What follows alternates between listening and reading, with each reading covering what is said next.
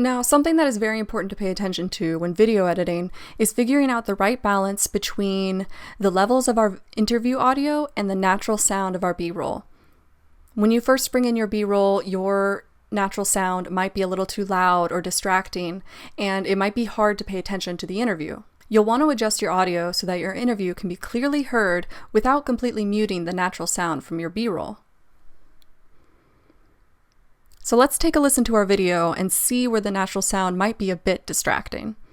I'm going to move this to the beginning and go ahead and play. Wake up in the morning, cup of coffee, and then usually a quick shower. So right there, when the espresso machine really starts going, it just gets a little bit too loud and it's really hard to hear Lauren as she's speaking.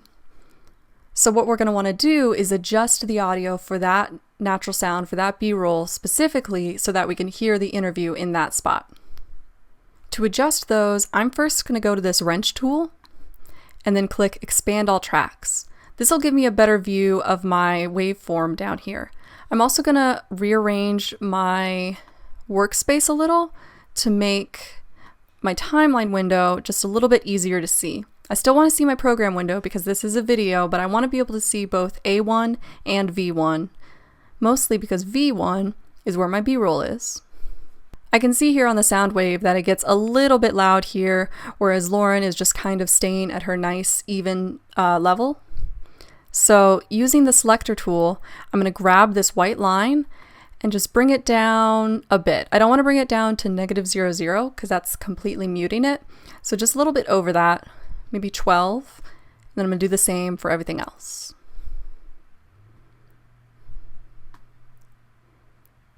Oh, that one came up a little.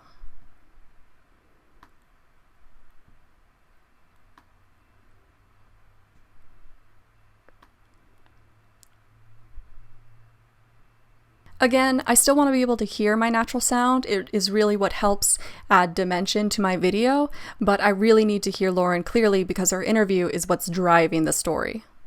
Let's listen to that now.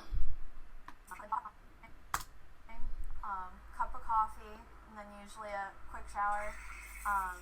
Running out my door I usually have a big bag of stuff because I won't be back to my apartment the entire day between classes, Martin Hall agency meetings, and other university commitments.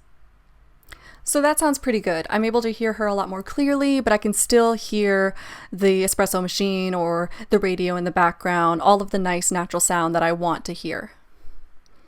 If I find that there's a part of my audio that maybe this part is louder than this part, but it's in the same clip, and I need to make more precise adjustments, I can use the pen tool and make separate points on my track to lower or raise the volume depending on how I want to adjust it. So I'm going to lower it just a little so that that espresso machine isn't quite as loud. A quick shower, running out my door. Again, I can still hear it, but it's not overpowering. This is exactly what we want.